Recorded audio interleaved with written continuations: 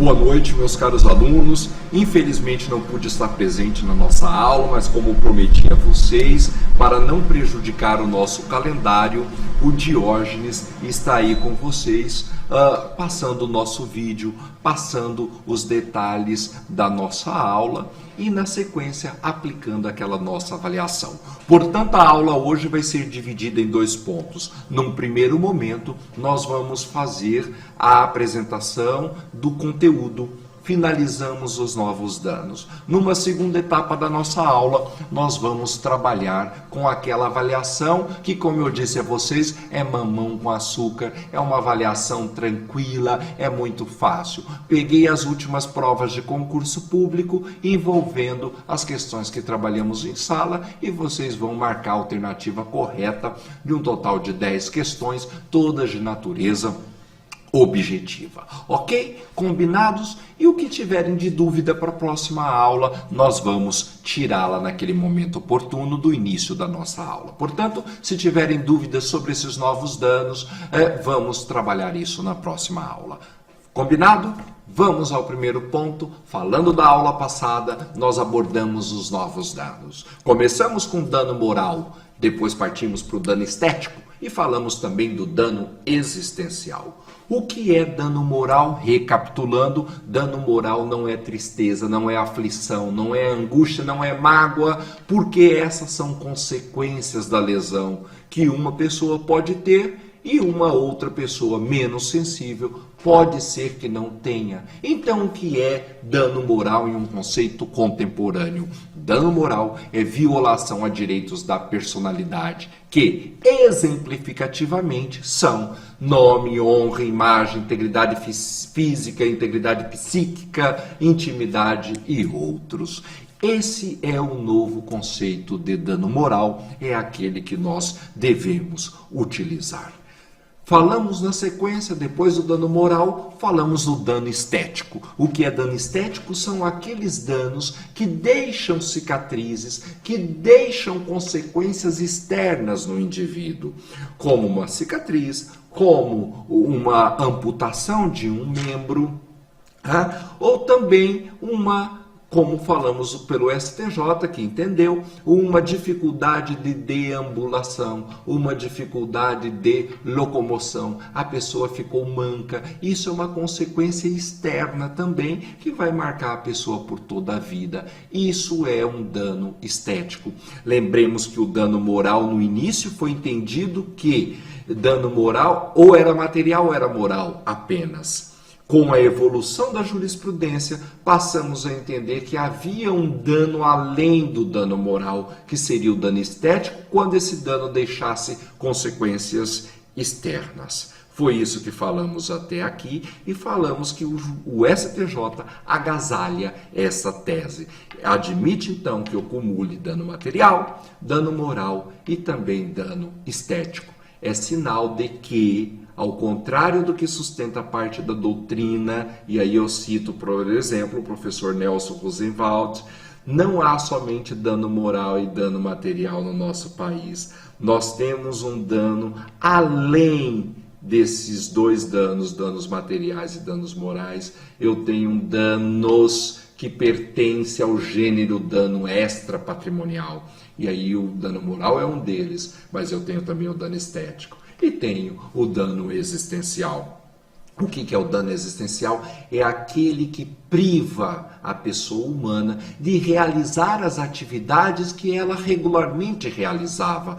É o caso, por exemplo, de uma bailarina que teve amputado o seu pé, impedindo que ela continuasse a exercer a sua atividade, aquilo que ela gostava, aquilo que a realizava. Eu posso ter também isso com um jogador de futebol ou com pessoas comum como nós, que podemos então ter um hábito de jogar tênis, perdemos uma mão ou sofremos uma doença que vai nos impedir de continuar a realizar aquela atividade que regularmente nós exercíamos. Isso é dano existencial. Além desses 3 danos, eu tenho o dano da nossa próxima aula, que é o dano da perda do tempo útil ou dano da perda do tempo livre. Esse dano foi cunhado no Brasil inicialmente por esse professor. É o professor Marcos de Sauani. É um professor, olha como se escreve o nome do professor, Marcos de Sauani, desvio produtivo do consumidor. Ele chamou o dano da perda do tempo útil, ou dano da perda do tempo livre, como desvio produtivo do consumidor. Só que esse dano, com essa nomenclatura, não vingou. Ele é mais conhecido entre nós, pela prática jurisprudencial, como dano da perda do tempo útil, ou dano da perda do tempo livre. E o que é isso? Entendeu Marcos de Sauani, entende a jurisprudência brasileira, que o tempo da pessoa humana tem um valor jurídico, é relevante para o direito o tempo da pessoa, e todas as vezes que há violação a este tempo, há um dever de indenizar. É claro que há situações da nossa vida que nós temos que perder tempo. Nós temos que perder tempo para cuidar de assuntos de família, nós temos que cuidar de nossos assuntos empresariais, temos que cuidar de nossas relações de consumo, nós temos que ligar para saber de nossa mercadoria, nós temos que acompanhar a chegada, reclamar que não foi entregue no prazo. Enfim, tem questões, nós possuímos questões que fazem parte da vida, a perda de um tempo, mas quando esse tempo é extrapolado, quando esta perda do tempo é excessiva, surge aí o dever de indenizar. Vejam esse julgado do TJ do Rio de Janeiro, da lavra do desembargador, o professor processualista Alexandre Câmara. Olha o que diz: direito do consumidor, demanda indenizatória, seguro descontado da conta corrente sem autorização do correntista. Os descontos então são indevidos, cancelamento das cobranças que se impõem, comprovação de inúmeras tentativas de resolução do problema durante mais de 3 anos sem que fosse solucionado o problema. Olha um típico caso de dano, pela perda do tempo livre, perda do tempo útil. Ou seja, mais de 3 anos tentando resolver um problema com um banco e o sujeito, a pessoa, o consumidor não conseguiu. Não tenho dúvida de que há um dano nesse caso. Seria dano moral? Me parece que não. E esse foi o desacerto, na minha modesta concepção, do professor Alexandre Câmara e do TJ do Rio de Janeiro. Por quê? Porque tratou o dano da perda do tempo útil como dano moral. Mas será que a perda desse tempo é nome, honra, imagem, integridade física, integridade psíquica? Me parece que não. Não há violação a direitos da personalidade. E se não há violação a direitos da personalidade, não há dano moral. Então seria, na minha concepção, um novo dano. De modo que, se alguém escrever o meu nome indevidamente no SPC ou no Serasa, eu posso ter danos materiais para me deslocar e retirar e pagar essa retirada do meu nome. Eu tenho danos materiais, eu tenho dano moral, já que meu nome foi negativado, e toda essa tentativa que eu fiz para tentar retirar o meu nome sem sucesso, todas essas tentativas excessivas para retirar o meu nome dos órgãos de proteção, podem me gerar um dano, o dano da perda do tempo útil. Então eu poderia pedir acumulação de 3 tipos de dano. Portanto, ao contrário do entendimento do TJ do Rio de Janeiro, entendo que dano moral não é a mesma coisa que dano da perda do tempo útil. São danos diversos e que podem, inclusive, serem cumulados. Ok? Entendemos isso? Passemos, então, ao nosso terceiro dano. Dano de férias arruinadas. Esse dano é muito conhecido na jurisprudência italiana, na jurisprudência internacional, inclusive francesa. O dano de férias arruinadas seria o mesmo dano que o dano moral ou um dano de natureza diversa? Eu vou contar um caso a vocês e nós vamos pensar sobre esse caso. Imaginem a seguinte situação que ocorreu na Europa. Uma família comprou de uma agência de viagens um pacote turístico e viajou para a Turquia, numas férias, e foram passar as férias em um resort. Chegando ao resort, um membro dessa família foi ingerir os alimentos e contraiu a bactéria Salmonella. E as férias acabaram naquele momento. Ele passou muito mal, foi levado para o hospital e lá ficou internado durante todo o período de férias. Voltaram para a Europa sem o gozo daquelas férias.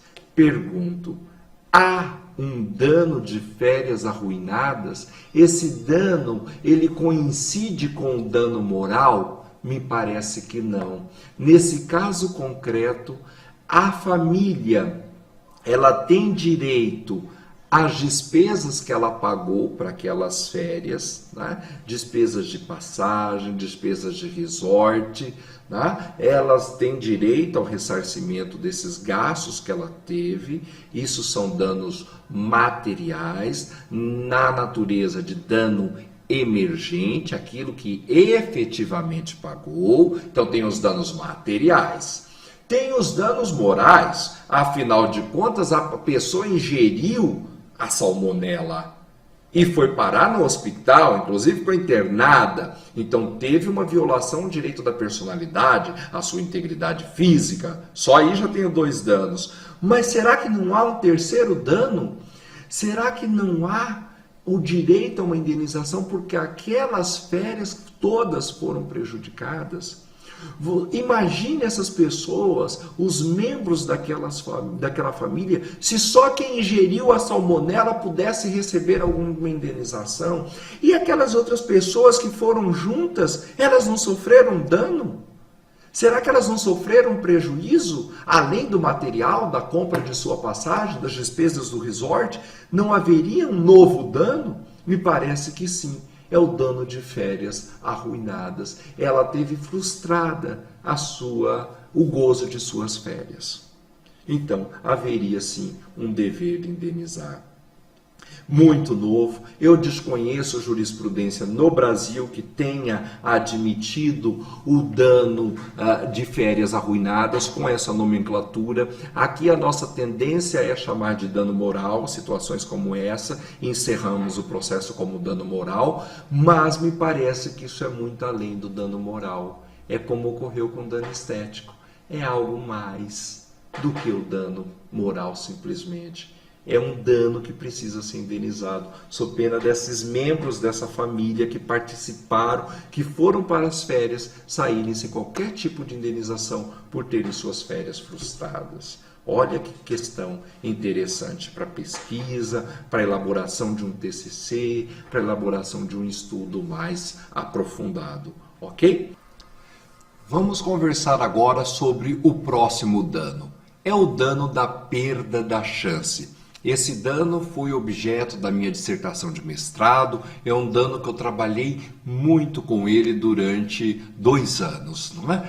Haveria um novo dano no direito brasileiro, além do dano material e além do dano moral? Nós trabalhamos com a possibilidade que sim, que há um dano diverso chamado dano da perda da chance. Esse dano também de origem europeia, iniciou-se na França, desenvolveu-se também na Itália, hoje é bastante estudado aqui no Brasil e também em países como Estados Unidos, Canadá. Lá mais nos Estados Unidos e Canadá, dano da perda da chance na seara médica, e aqui nesses outros países da Europa e no Brasil segue-se mais o estudo do dano genérico da perda da chance. Então, o que nós temos como perda da chance? Que dano é esse? É a subtração de uma chance séria e real da pessoa de conseguir um resultado ou de evitar um prejuízo. Então, dano da perda da chance é a subtração de uma chance séria e real da pessoa de conseguir um resultado desejado por ela ou de evitar um prejuízo. É esse o conceito que nós temos. E os requisitos dessa perda da chance? Primeiro, o dano ele tem que ser certo. E o que é um dano certo, um dano não eventual, não hipotético? Porque a grande crítica à perda da chance é falar: isso é um dano meramente hipotético, isso é um dano eventual. Não é. O dano da perda da chance é um dano certo. Por quê? Eu não tenho tenho não é a certeza do resultado, porque essa certeza do resultado absoluta eu nunca vou ter. Se eu tivesse a certeza do resultado, não seria dano da perda da chance, seria lucro cessante, porque eu saberia exatamente o que a pessoa ia conseguir. Né? Isso é lucro cessante, o que razoavelmente ela deixou de lucrar. Eu tenho certeza que ela deixaria de lucrar aquilo. Já na perda da chance isso não acontece. O que eu tenho na perda da chance é a subtração. E por que eu digo que é um dano certo, não é um dano eventual hipotético? Porque a chance é certa. A chance é real. A pessoa tinha uma chance. E essa chance que foi subtraída.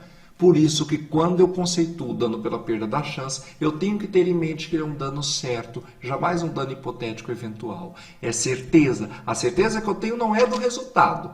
Eu tenho a certeza de que havia no patrimônio da pessoa uma chance. E essa chance foi subtraída. Outra coisa, eu tenho, não é qualquer chance que a pessoa tem que ter. Por exemplo, aconteceu um acidente comigo, eu deixei de ser milionário, porque eu tinha uma chance na vida de ser milionário, porque eu poderia trabalhar, eu poderia fazer isso. Não serve. A chance ela tem que ser séria e real, ela tem que ser concreta. O juiz tem que olhar para ela e dizer, realmente aqui nesse caso concreto, ele tinha chances concretas por tais e tais elementos de alcançar aquele resultado. E isso eu vou tratar com vocês nos exemplos que nós vamos falar.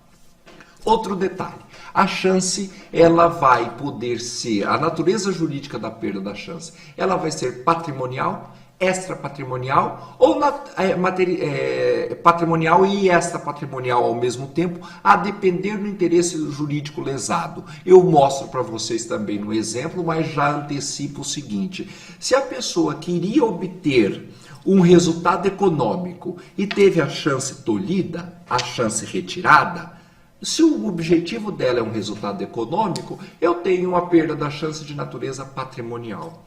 Se a pessoa não queria dinheiro, ela queria somente uma realização, ela só queria obter lá um sucesso, né, num evento, num recital, enfim, mas sim qualquer fim econômico por trás, eu tenho que a natureza jurídica da perda da chance é extrapatrimonial. Mas há situações em que a pessoa pode querer disputar, por exemplo, um prêmio que pague dinheiro e ter uma notoriedade conjuntamente. Nesse caso, eu tenho que a perda da chance, ela tem natureza jurídica patrimonial e extrapatrimonial ao mesmo tempo. Foi isso que nós defendemos no mestrado, né? Foi essa a nossa linha de pesquisa. Bom, vamos aos exemplos da perda da chance. Fernando, a perda da chance, onde que está escrito no direito brasileiro que existe perda da chance? Nenhuma legislação. Ao contrário da Argentina, nós não temos isso explícito no nosso ordenamento, que existe um dano chamado de perda da chance.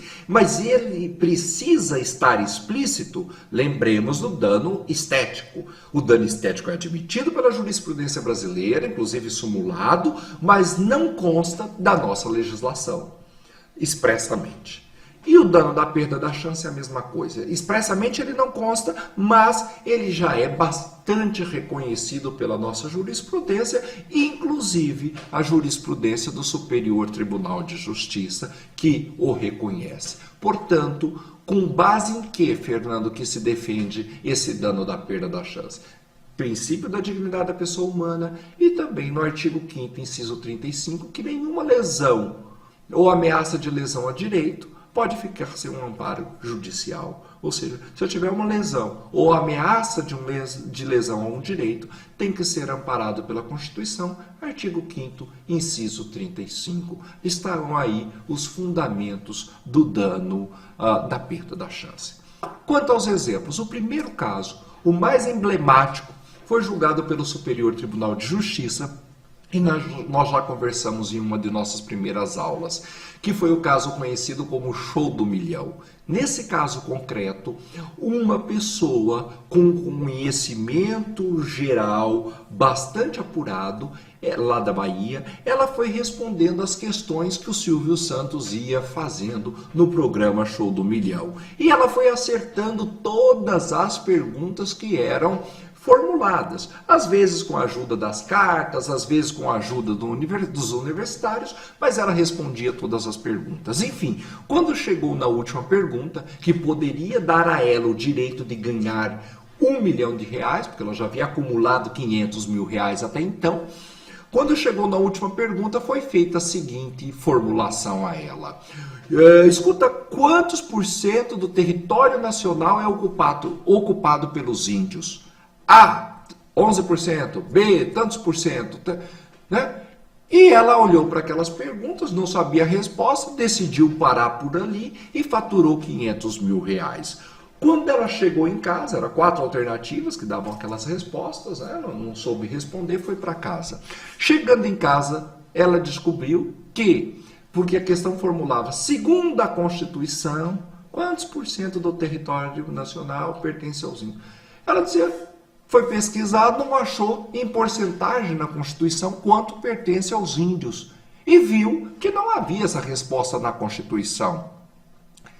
E aí ela entrou com uma ação em primeiro grau e pediu, olha, pela ausência de resposta correta para aquela pergunta, eu faço jus aos R$500 mil a mais. O juiz de primeiro grau concedeu, houve recurso do SBT para o Tribunal da Bahia, que manteve a concessão, e o caso chegou no STJ, né? O SBT recorreu ao STJ e o caso chegou até lá.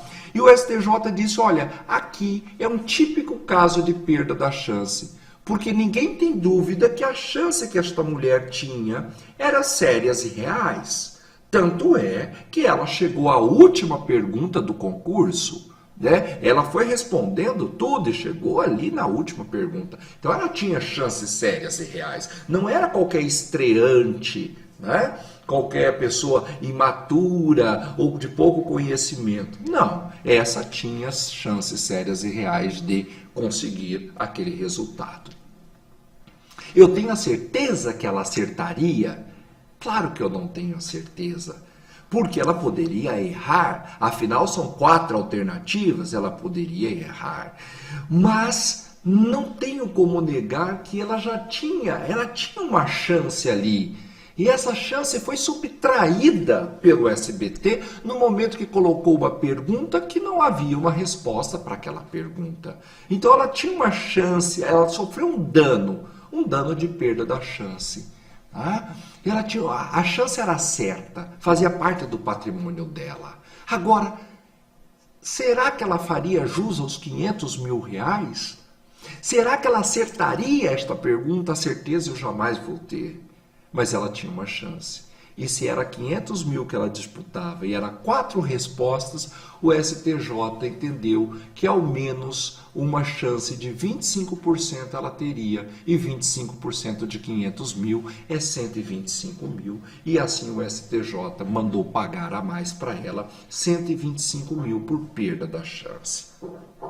Essa questão foi bastante criticada, porque tivemos alguns doutrinadores que diziam o seguinte, olha, tudo bem, eu concordo, o cálculo ele é feito por probabilidade, né? E havia 4 alternativas e tal, mas eu acho que tinha que ter um plus aí nesse valor, porque essa mulher tinha um conhecimento fora da média. Qualquer pessoa naquela situação, é claro que qualquer pessoa teria ali 25% de chance de acertar. Isso vale do adulto para um bebê, para uma criança. Naquela mulher, ela tinha um conhecimento maior. Talvez deveria ampliar um pouco o valor dessa indenização, mas foi esse o entendimento do STJ e ele é comemorado com um dos grandes casos de perda da chance no direito brasileiro.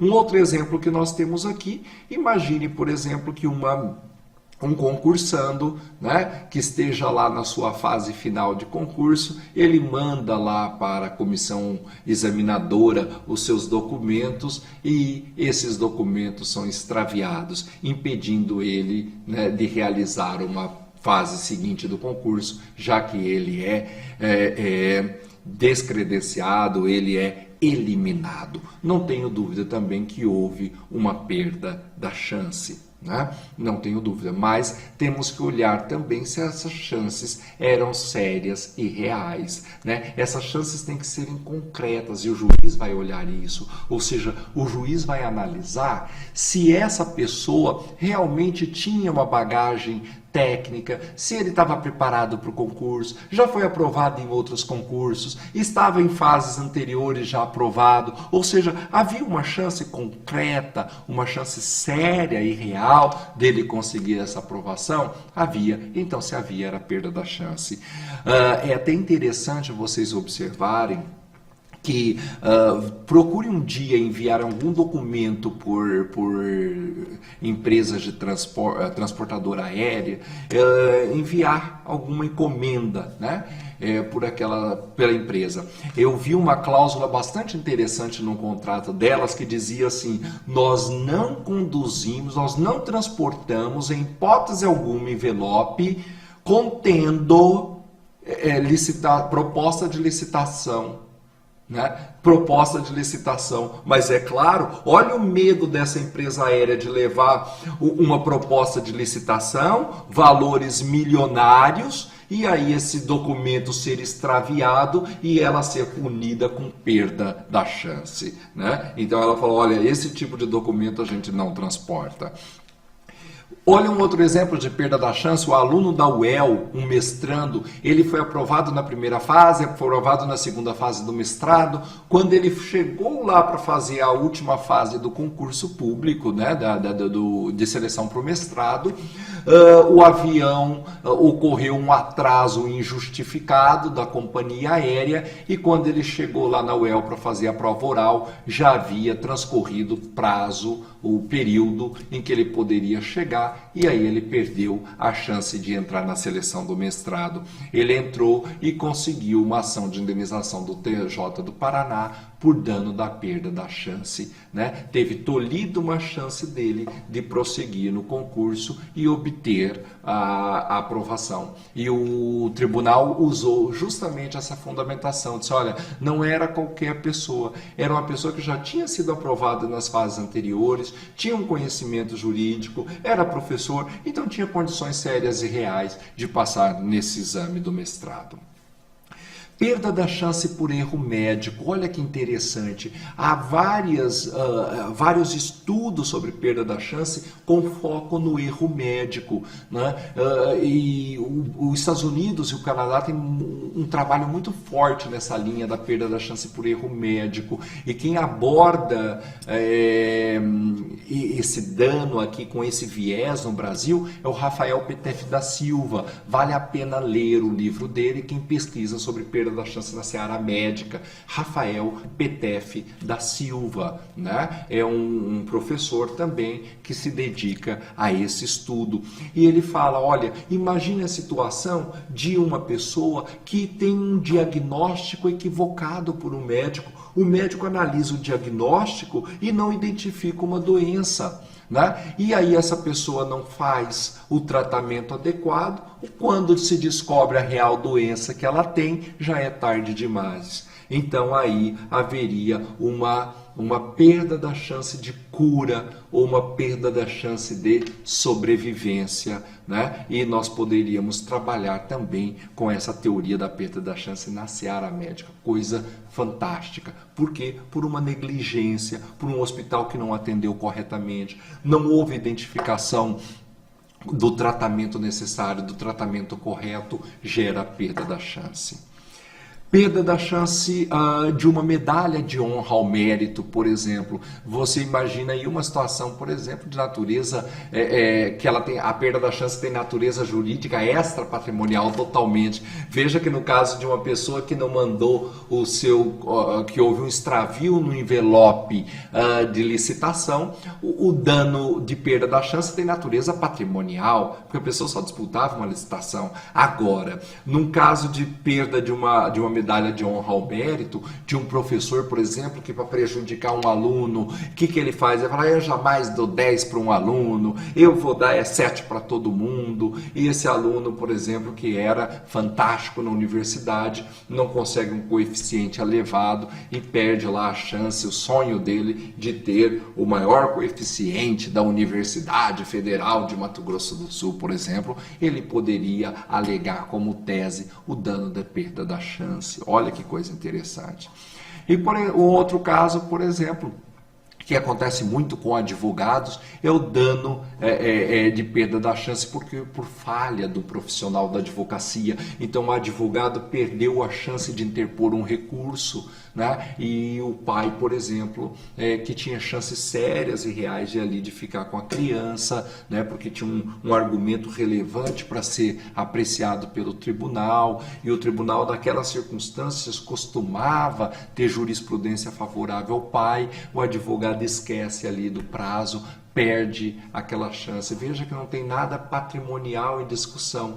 Então, nesse caso concreto, a perda da chance tem natureza extrapatrimonial, ou seja, um advogado perdeu a chance de recorrer de uma decisão em que se deferiu a guarda para a mãe, sendo que o pai possuía chances sérias e reais de conseguir ganhar aquela causa. Então, por negligência do advogado, o pai perdeu a chance de ter o seu filho consigo. Olha que além de perda da chance, eu posso pensar inclusive em dano existencial e, por que não, em dano moral. Uma coexistência de dano da perda da chance, dano existencial e dano de natureza moral, além do dano material, que é aquilo que ele gastou com o advogado. Vejam como o advogado pode ficar enrolado nessas indenizações, né? Se o seu cliente levar adiante um propósito de ação indenizatória contra ele. Seguindo nos estudos dos nossos danos, vamos para os próximos danos: dano individual, dano coletivo e dano de natureza difusa. Qual é a diferença entre eles? Dano individual atinge uma única pessoa. Então você praticou dano moral contra mim, me atacou com uma faca, me machucou, eu sofri um dano material de natureza individual. Sofri também um dano moral e quiçá um dano estético, mas de natureza individual. Por quê? Porque eu sozinho sofri aquele dano.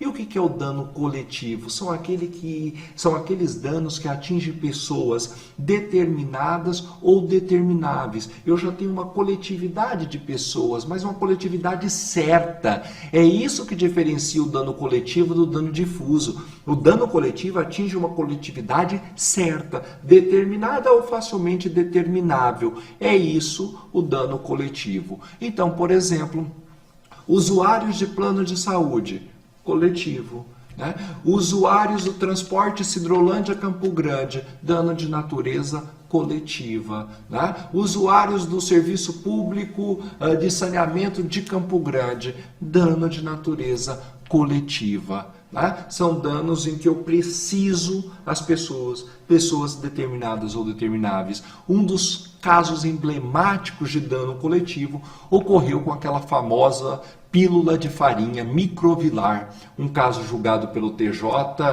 STJ, o recurso é o 866-636 de São Paulo.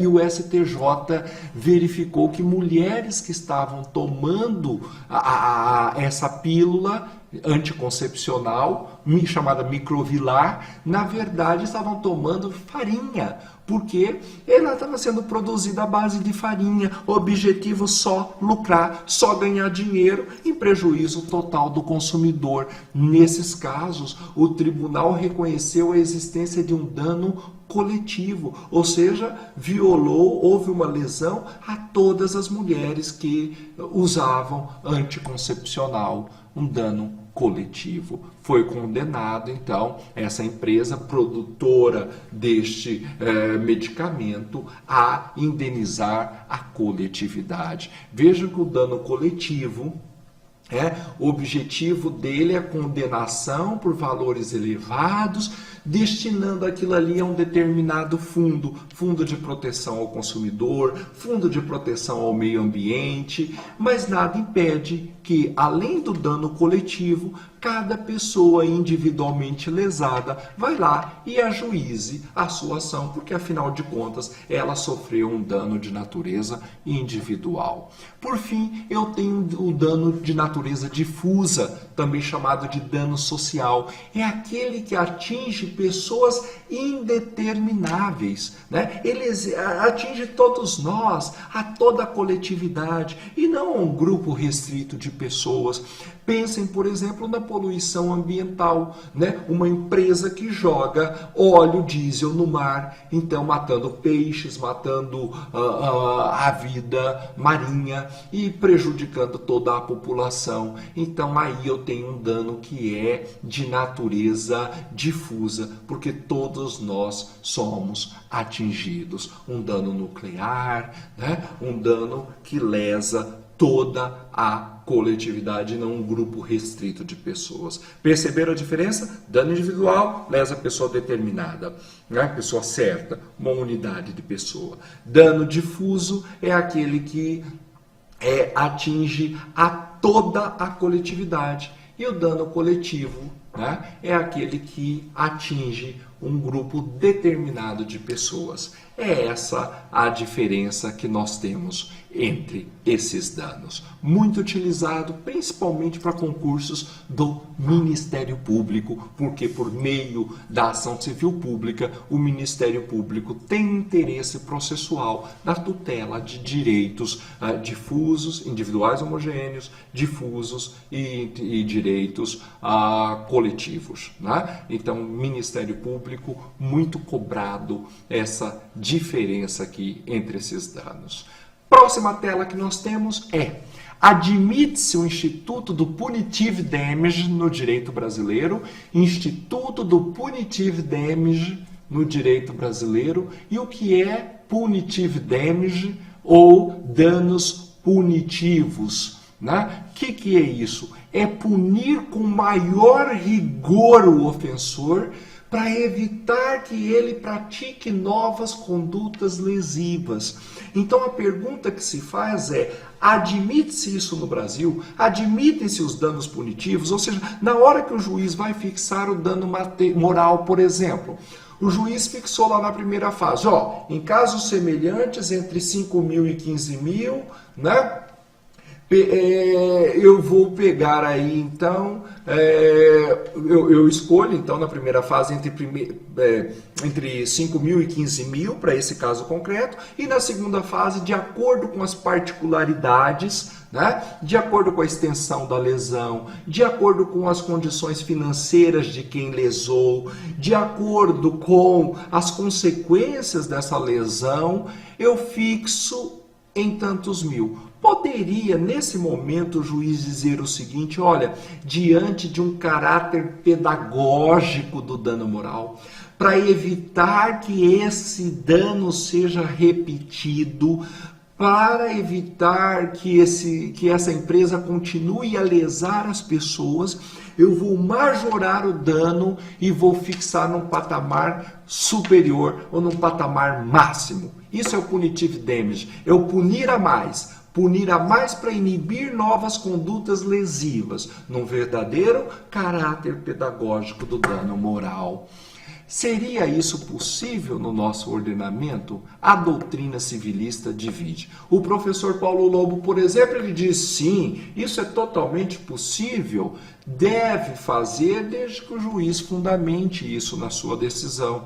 Usando o critério bifásico do STJ, na segunda fase, o juiz usa o caráter pedagógico, o punitive damage, os danos punitivos, para aumentar o valor da indenização, totalmente possível. A professora Maria Celina Bodan de Moraes, que é da UERJ, professora civilista, e ela diz, olha, isso não é possível no direito brasileiro. Para que isso seja possível, tem que haver previsão legal, tem que haver previsão expressa. Isso é uma cópia que nós fazemos do direito anglo-americano. Então, isso não vigora no nosso Brasil. Para vigorar tinha que ter previsão expressa. Essa é a opinião da professora Maria Celina. E o STJ, como ele se posiciona? O STJ tem aceito, sim, os punitive damage ou os danos punitivos. Olha, esse julgado do STJ diz lá que o desestímulo ao escrito injurioso em grande respeitado veículo de comunicação autoriza a fixação de indenização mais elevada, à moda do punitive damage do direito anglo-americano. Julgado aí do ministro Sidney Bennett, né, autorizando o STJ, o Instituto do Punitive Damage. Eu, por exemplo, na minha prática judiciária, utilizo muito os danos punitivos, fixo aqui, né, que são possíveis esses danos no direito brasileiro, cito precedentes do STJ e dou uma majorada no valor da indenização. Meu cunhado, por exemplo, que é juiz federal, ele já não aceita esse tipo de instituto, desse tipo de indenização. Ele segue a linha da professora Maria Celina Bodan de Moraes, diz que tem que haver previsão expressa e não acolhe esse entendimento no nosso ordenamento jurídico. Bom, à luz de tudo isso, nós temos aqui umas críticas a esses novos danos. Essas críticas são trazidas pelo professor Stefano Rodotà da Itália e também pelo professor da UERJ, professor civilista, professor Anderson Schreiber. O que eles dizem? Eles falam, olha, nós temos que ter muito cuidado com os novos danos, para não ficar uma criação de novos danos a todo momento e não ficar nessa verdadeira indústria, que se fala de indústria do dano moral, ficar uma indústria de novos danos, criando dano ao tempo todo, né? Objetivando sempre indenizações, e para que não tenhamos essa indústria do dano no nosso país. Então temos que ter muito cuidado. Eles não negam essa possibilidade dos novos danos, mas dizem, olha, cuidado com essa criação de novos danos. E aí eles colocam, por exemplo, 3 casos que nós temos aqui, que é trazido pelo professor Anderson Schreiber, que são casos que ele reputa absurdos de se pretender um dano. Um que eu já comentei com vocês, o dano do ginseng, que era aquele religioso, né, que foi divulgado que ele teria utilizado o ginseng. Ele utilizava ginseng porque tinham propriedades que aumentavam o apetite sexual. Então, onde já se viu falar isso de um religioso, né? Então ele falava que ele faria jus aí ao dano do ginseng, né? O religioso, por ter isso divulgado. Então, me parece forçação de barra, né? Até porque eu tenho um dano moral que me supriria, talvez, essa situação, porque a imagem dele foi violada, então não preciso falar desse dano de ginseng. Outro nos dizia do fracasso, dano do fracasso esportivo, ou seja, já se pleiteou a indenização, porque o time de futebol perdeu. Ele dizia, o lesado dizia, olha, esse clube me lesou, lesante, o clube, e eu tenho direito à indenização porque eu tinha expectativa que o meu time fosse ganhar. Fiquei frustrado com isso, com essa perda, então eu faço jus ao dano do fracasso esportivo. Olha, também um verdadeiro absurdo. Isso é natural das competições, isso é natural da vida, a perda. Nós precisamos aprender a lidar com perdas.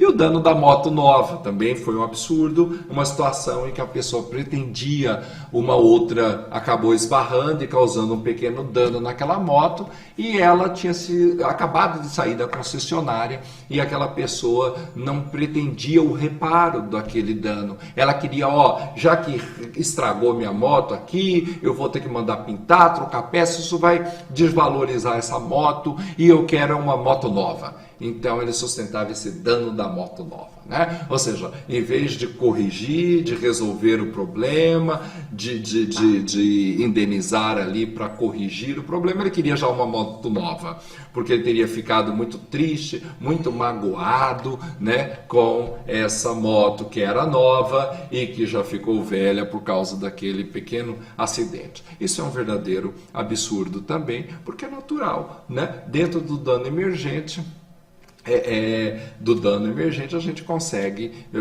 resolver todos esses problemas, pagar a indenização, verificar um valor de, se houver uma real desvalorização do bem, calcular também. Então não tem nada que falar de dano da moto nova, né? Diante dessa questão toda, eu ponho a próxima tela para vocês. Qual que é a solução, né? E aqui vem uma frase: não é qualquer dano que deve ser acolhido pelo direito, porque senão nós vamos ter dano como esse, dano do fracasso esportivo, dano da moto nova, dano do ginseng, mas somente aqueles danos merecedores de tutela. Por que eles são merecedores de tutela? Porque eles violam a dignidade da pessoa humana. Ou seja, o juiz e o profissional do direito que vai trazer essa matéria para o juiz tem que analisar se realmente aquele dano que houve é merecedor de tutela. Um dano estético, não tenho dúvida que é merecedor de tutela. Um dano de perda de chances sérias e reais, não tenho dúvida que é merecedor de tutela. Um dano de férias arruinadas para todos os demais parentes que ali estavam daquela vítima, também não tenho dúvida de que é merecedor de tutela. Agora, um dano de moto nova, um dano de fracasso esportivo, esses danos não me parecem merecedores de tutela. Com isso, nós fechamos a nossa aula. Espero que ela tenha sido bastante proveitosa para vocês. Finalizamos aqui a nossa parte dos danos, o último elemento da responsabilidade civil, o último pressuposto da responsabilidade civil à luz da teoria quadripartite, né? Fechamos hoje com os danos e agora o Diógenes vai aplicar a vocês aquela nossa pequena avaliação em que nós vamos rememorar todo o nosso conteúdo. Muito obrigado e até a nossa próxima aula. Um grande abraço.